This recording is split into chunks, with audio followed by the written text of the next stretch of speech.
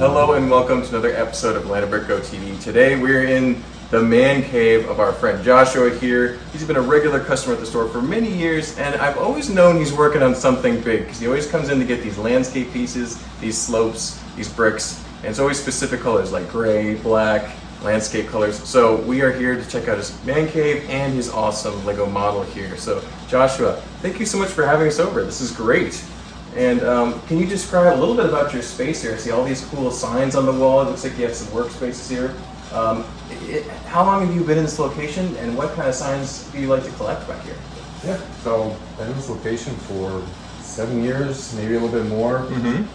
Signs are more just kind of random. I mean, I have a lot of aviation. I do like the oil, obviously. Has to do a lot of aviation, some hunting. Yeah, this has just been my man cave, my personal space to get away from the house and the family. Exactly. And they're not allowed out here. There you go. This just allows me to be, tell a lot of people I'm a 7-year-old at heart. And this is where I get to be my kid self. There you go. Good to have like the ultimate clubhouse that a kid would have loved when they were younger. So this is awesome. Yep. And I see a lot of pop culture out there too. I see Scooby-Doo, I see Marvel. Are those some of your favorite themes besides Castle? Yep. 90s kid, 80s and 90s kid. Yep. So, you know, Marvel, X-Men was really big, Scooby-Doo was big, G.I. Joe, and then, you know, Lego was one of the bigger toys kind of time. Yeah, exactly. I stuck with it. That's awesome. So, one question I have for you, Joshua, is it's very clear you have a big passion for landscaping, castle. Was that one of the themes that you were into as a kid? It's like you said that you were playing with Lego as a kid. Is that what kind of started your Lego journey? Yeah, I would say castles started the Lego journey. I got pretty much a lot of castles for birthdays and Christmases growing up, and reused those pieces and just kind of gone from there and evolved. The landscaping, no, that's been more recently. Yeah, I don't know what really inspired that. I just, you know, making the big picture and kind of seeing it all come together. Yeah. Well, Joshua, I gotta say, as someone who loves to build landscape, it's almost indescribable why, but for some reason making the foundation just flow and the natural look and all those slopes and those bricks and that is almost an intangible element, but I think it's an actual theme of Lego, because you can have people who like to build buildings or interior details, and then some people like to build landscape. So I appreciate that, and I can relate to that for sure. So, but why don't we start talking about this awesome model here? I first of all gotta compliment you.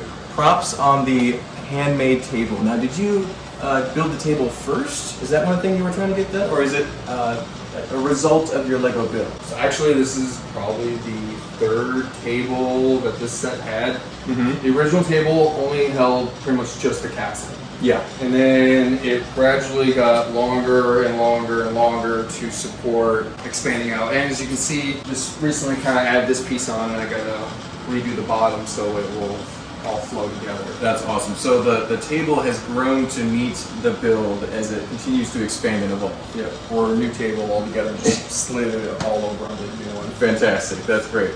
Oftentimes you'll see people use IKEA tables or fold-up tables, and eventually when a build gets this big, it becomes a real problem. So it's cool to see you actually just, you know, constructing a movable table. I like how you also have it on casters, so you can just kind of roll this whole scene around as you need to. I'm not going to do it because no, you can. And actually, it's really strong enough where you can grab the Lego castle itself. That's great. This is, you know, I pretty much did everything solid. You know, building the walls as far as, I don't know, maybe 8 thick at the skinniest, and however thick it goes. Yeah, keeping it as sturdy as possible so you don't have to fix it if it breaks, right? You know, just avoid any issues with making it sturdy. Yeah. And I got big dogs, so there you go. I have to make it dog-proof. Exactly, keep it safe from the pets. So, we were talking earlier, and you said that you started with the castle and then kind of evolved into the landscape first. So do you want to describe your early process with the castle for us? Early process of the castle. I didn't know what I was doing. I was just experimenting, honestly. I did go into Atlanta Brick, and it was 6 years ago at least, if not more. And I saw one piece that you guys had. It was small. It was a little house, but the top of it came off. Yeah, and I really liked that idea. So, you know, I did build this castle. So I don't know what I did there, but every, you know, piece of it comes down all the way down to the bottom. So it's all modular. It is all modular. There is one center wall that is not. That's kind of just the I guess The core structure. to Yeah. hold the puzzle together, so it does stay in line. Exactly. That's awesome. But a lot of older pieces, a lot of my original castle pieces are actually in here in the interiors. So and I did all black. I wish now I wouldn't have. I wish I would have gone with more of a stone look, but Gotcha. A little contrast maybe, but I like the all black. It is super menacing. And one of the fun things about black is it's a little reflective. So when you build at this scale, it has some cool features in the way it catches the light. And so very cool to see. I know we have a couple black light bulbs up in the ceiling, which kind of help illuminate those light sensitive pieces like the flames. So really fun to see. And when you were first working on this castle, did you have any floor plan in mind, or was it just kind of an evolution of the shape of the table?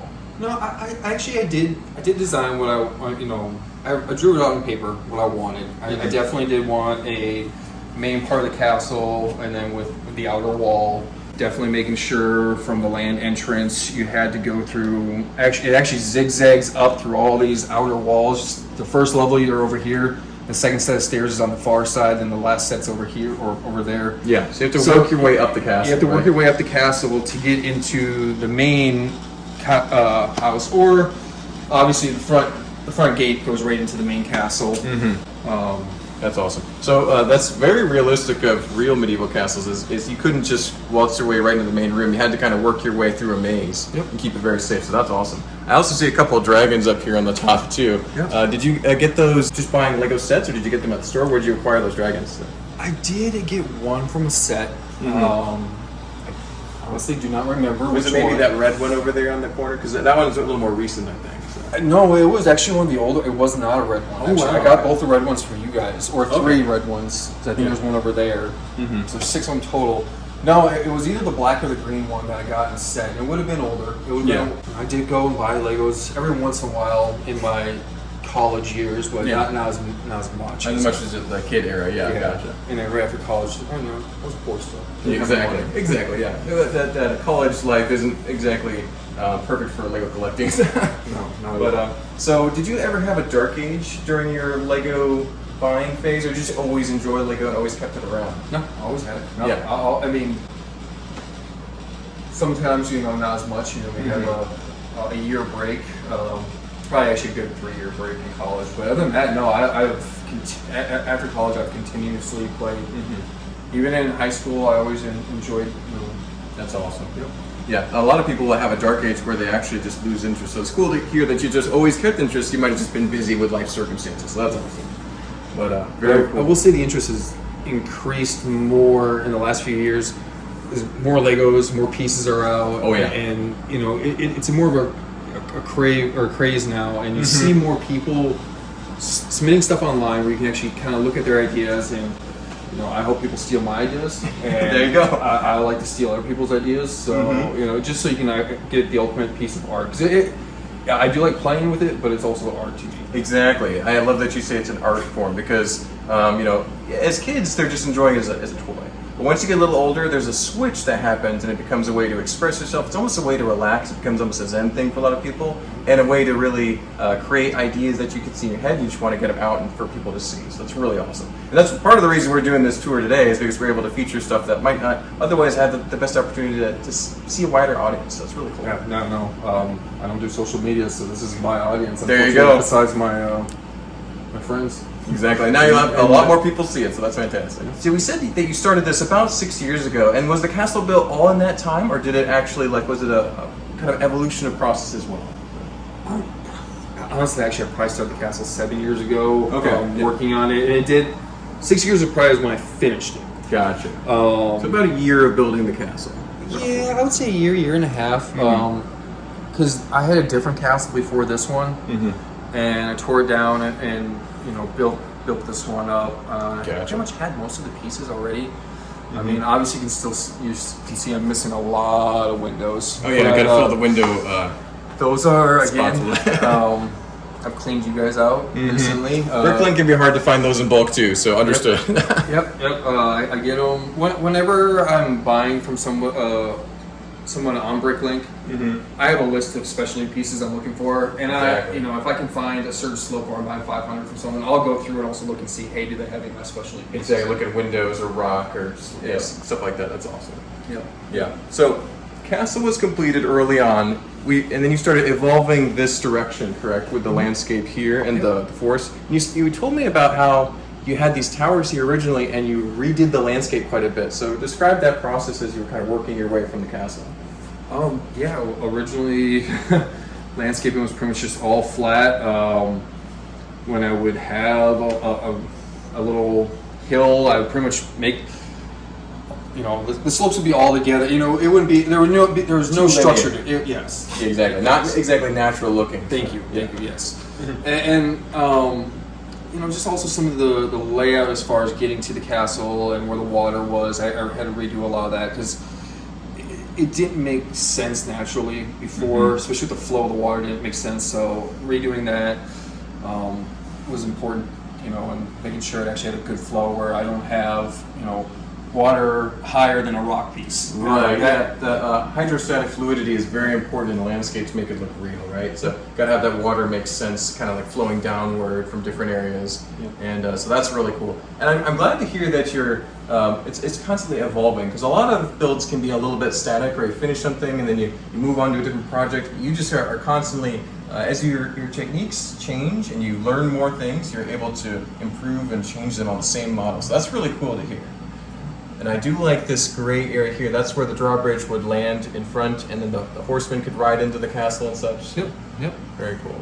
And you were telling me here, this gray base in front of us here, that's the foundations for another future build project that's going to be happening next to the castle, right? Yeah. Well, there actually has been 3 or 4 buildings there. I probably tore it apart maybe about 2 months ago. Wow, there you go. I actually still have part of the old roof, and it's just because roof pieces have changed over time, and you get different ones.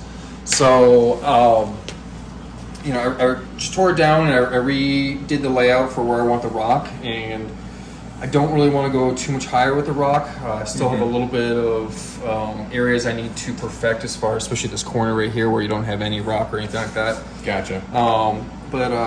And then I'll start doing actual building structure, get a lot more browns in there, whites, different color choices. Very cool. And then I continue to keep it where you can see in there, so you have their extra. Their treasure, their beer. ale. It's extra beer. Exactly, extra beer. Yeah, that's my treasure, so that's their treasure now. That's great. Yeah, you got to keep the beer safe. Exactly. So, but I definitely want to keep it where you're continuing to pull it apart and be able to see inside of it. Awesome. Yeah, that modularity is very important. That's awesome. And then moving along, you said these towers were they built around the same time as the castle? They were same time as the castle, same time as you had very basic initial landscaping. Yep, initial landscaping. Again, they're kept there for place markers, especially with where that tower is, because it goes into the mountain. Gotcha. When I take that apart and build the new tower, which will have a lot more stone in there, as I can get those pieces. It's just place marker, but Gotcha. So you're planning on rebuilding those 3 tower areas in kind of a newer style, right? So exactly. That's awesome. Exactly. But I think they look cool because they got that rounded octagonal looking roof. And a lot of castle towers would have had the roofing and the wooden paneling to help protect the defenders in a siege. But I can see why you want to try different styles. Yep. I can understand the evolution of the process is important. So. But and then this very cool cave down here. So when did you start working on this? Was the castle already completed and you started evolving into building a big mountain cave here? Yep. I originally it was branching over into this piece. I was just gonna have a little mountain right here, and then I'm like, well, I built a little one. I wasn't satisfied with it, so Gotcha. I kind of drew out where I wanted it to lay, and went from there. I knew I wanted to have a really nice, good scenery inside as far as the cave with stalagmites, stalactites, and columns where they met. I saw the Bat Cave. Yes. a long time ago before I started the well, I may have started, but I didn't, wasn't as involved. Yeah, it was an inspiration for this part of the scene, right? And I thought that was cool, and but again, I thought I could do it better with the stalagmites and stalactites and everything. So I'm actually currently working on a cave and rock raider inspired scene right now, and this is very inspirational for what I'm working on because you can see all the slopes, the inverted slopes especially. To see that in that kind of volume is really cool. I don't think I've seen a Lego cave quite this big, so it's very special to see. Great work so far. I realize it's not complete, but the direction it's going is fantastic. So. Yeah. And unfortunately, I got to redo a little bit of the bottom because one thing I'm realizing is the bottom is easy to figure out where your base is going to be in your tip. When you're building it from the top down, that's tricky, right? It is a lot more tricky, especially. It doesn't always flow the way you want. Slopes, making an inverted surface like that big, getting those points to land exactly where you want might not always end up the way you plan, right? So. And then you're working also backwards, so you can't see what's behind here. So I end up actually putting a mirror back in there. There you go. With light shining, and I'm actually working backwards.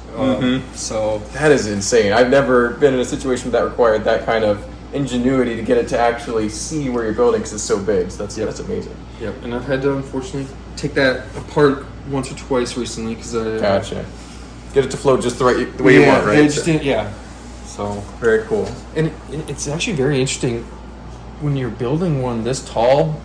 I'm gonna have to do it again here very, very soon because there's a few areas where it's just not perfect. I actually end up taking a board and a 20-pound weight, and I put the board right here, and I'll tap the 20-pound weight going all the way around, and it'll flatten it down, especially when you're getting this high. Yep.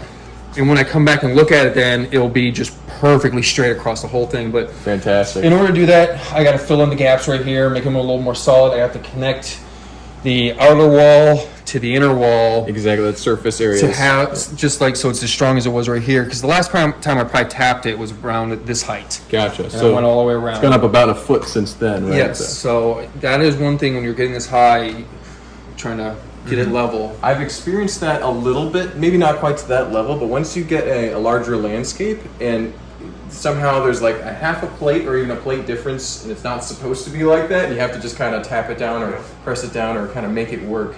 And so that's pretty interesting to hear, and also probably makes it very strong too. Yep, it does. And you notice it more when you're connecting like one wall to the other wall. Yeah, like exactly. these corners right here. It's funny, and you're right. It's not quite a plate, but or half, whatever. Yeah. Exactly, like it's not quite a full plate measurement. It's interesting, and some of that has to do with the way that Lego bricks aren't. They have a slightly smaller surface area on the top than they do at the bottom, so it's pretty interesting. And then over here on this end, we've got you were describing earlier that you had some plans for more foresty area in the future. Yeah, I'm working on right now building out just the base. It is going to be a little taller going into a shallower, but you won't see any of the plates. I mean, even at the shallowest, it'll probably be about 4 bricks tall. Yeah, so this is just very much the base layer, and it's going to be built up from there. Yes, exactly. So, and then even right here, I'll build the rock, start it against here, and go out this way. Slope it down a little bit. Yep, you have your few connection points already, but it's not going to be too much more rock going after. I mean, I plan on right here, having it slope down, having a little build up right here, but a little knoll over here. Yep, my path's going to come out, and it's going to work right here. Obviously, this is a place marker because I purchased this piece, and I don't want any purchased pieces on here. You want it to all be mocks, not sets, right? Yep. So this will go away, and I'll put a new building here. The river flows this way, so the river's coming here. There's also going to be a little stream coming right here. So I'll have to build a little bridge right here. I'll have probably another hut as the road goes out to the down the hill here. Yeah. And right now I have no plans on having attacking an army or anything like that. With this build, the only thing I want to do is again take away the towers. I don't want to destroy the castle. I plan on actually lifting up these plates right here, building another platform, slide the castle off, and then building a new castle structure over here. Gotcha. That will match the new towers. But fantastic. So This is going to be that's going to be kind of moved to the side a little bit. You're going to build a new castle in its place, right? Yep. Very cool. Yep. Just so I can have more of a new build and out with the old in with the new. Exactly.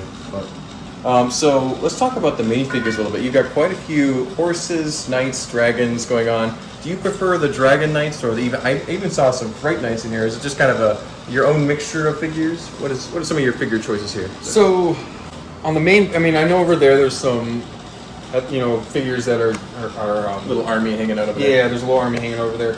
Pretty much everything from right here on over is those red knights with the dragon. I think they have the dragon symbol on their chest. Yep. Game of Thrones is Exactly. coming out. There you go. I get it. When I started this castle, or it was out, so I kind of decided to go with the dragon theme. Also, those figurines at the time when I was building the castle were very widely popular. Yep. They were Very available available, and cheap. Exactly. I was able to buy them, with a sword and crossbow, all the armor for like $4, $5, because you guys are still in your old location when buying those. Exactly. Yeah. So That's awesome. Yeah. If a castle figure is affordable, buy it because it's going to go up in value. yeah. And what's on the outside and what's on the inside of this castle, there's more than 450 figurines in this whole entire set. That's awesome. So It's a pretty substantial because force. even though you have the guys on the outside, there's actually warriors on the inside, and that's the castle part. But there's sceneries in here where you have dinner table here. Actually, I'll open up some of those. Okay. All right. You can catch this thing. Yeah. I don't know when. All right, so that room was still in progress when I was building the castle. Look at all the nice shields on the wall. That's great. So yeah, and I didn't realize how expensive those are now. Yeah, the shields have gone up a lot, and any pattern and design on there. So then, just these were old rooms. There you go. They're all having a hangout party there. It's Yeah. awesome. Weapons and torches on the wall. Yes, and I have some of still some of my daughter's figurines. Yeah, figurines were from my daughter. I don't know what's that. What that one? Oh, there's That looks like a dining hall down Yep, there. that's the dining hall. So when you got the staircase going up on the side, so everything actually connects. So a minifigure could walk to any room in the castle and be able to access the different stuff. I see a bunch of treasure down there. That's great. So yeah, there's you got a treasure room here, and you actually have a vault on this side, but Probably won't worry about that one yet. Yeah, maybe another time. So I think there's an armory somewhere. Oh, there it is. Oh, nice. Yeah, you got all the helmets on the wall, the swords and axes there too. So Very, very nice. That's awesome. Yeah, I see you have some livestock and some dogs and animals on the inside too. Yep. That's the courtyard. The elevator. So when they actually go in, it goes to an elevator. The elevators, it works. You can spin it up, spin it down, and then keep a little bit of livestock in there. There's a full kitchen bar area right here. It's right, and then the vaults above it. And you can see them cooking fish, so you can see them actually wheel the fish in. They go down the stairs, it goes right into their back little kitchen area. There you go. All different food sources they'd be using at the castle. Yeah. Yep. There's even bunks inside the castle. I mean, everything that a castle would need, every room that they would have, is in here. That's awesome. Now the tower is pretty much where, I guess you would say the king, the queen, and all them stay, with the nicer rooms being up top. The dining halls, and then really the outer wall, and then some of this downstairs part is where the soldiers would be. The day-to-day stuff. Yes, Yeah. yeah. Utilities, right? Yep. And then also that one's supposed to be the other bar hangout area. Gotcha. That's awesome. Yeah, I love the modularity. A lot of castles that I've built in the past, there was either no inside or you couldn't see it. So this is really cool that you're able to access all that just by lifting off the different rooms. Yeah. So that makes it great you can add so much more detail and characters inside there. So Joshua, we were talking earlier and you were showing us some of the pieces that you kept below, and I was wondering, did you have stuff on the walls? And no, it's all underneath the castle. So you keep all these different bins and a few different sets and pieces down there too. Yep. Is that a convenient way to work for your build style? Is right under the table? Yep. I just roll the chair around the table. Some of those are older sets, especially the space one that I had when I was a kid. There you go. Some of those are newer ones that family members got me because they know I like Legos, but they sometimes don't know what to get me. But It's Lego, right? it is, and I like all Legos, and I'll always build them and keep them. And I have some of my daughters in the back there too. But as far as the bins over here, and then all over here, Color sorted. color sorted. Sorry, It's all good. and then. Also, on some of the other pieces, like the ones I'm using a lot, like the light grays, the dark grays, the blacks, I'll have those in these little dividers, Yes. and it just makes it easy to build. So this one's just a light gray slopes, and that is awesome. you just have all the different types of slopes. Most of the colors are all laid out the same way, so as I am building, I know what I'm grabbing, and I actually have them. Usually, the slopes are sorted in a certain way based off of where I'm grabbing, because I do tend to want to grab in the center, and a lot of the slopes I'm using are the smaller ones, or the 1x2s and 1x3s to give it more of the dimensions. I only use the doubles, wide ones, very sparingly, or a little bit more sparingly, because you just want to keep that natural look, and if you put too much in there, you just don't get that. So the big slopes can be a little bit more tricky to use in a more natural flowing landscape. Yep. So, yeah. Well, it's still good to use them, but sparingly, and you have to, as I'm learning it, certain ways. Exactly. Yeah. It's a very specific way you can arrange the slopes that makes it look like a real mountain for sure. Yep. But I think that's all we've got to talk about today. This is a fantastic build, Joshua. Thank you so much for inviting us over and sharing about it. This has been really cool. And in the future, when you get more progress in and you get those towers built, we might have to come back for a part 2 on this, because this is great. So, but thanks so much, Joshua. And we'll head back to the studio now. Thanks, guys.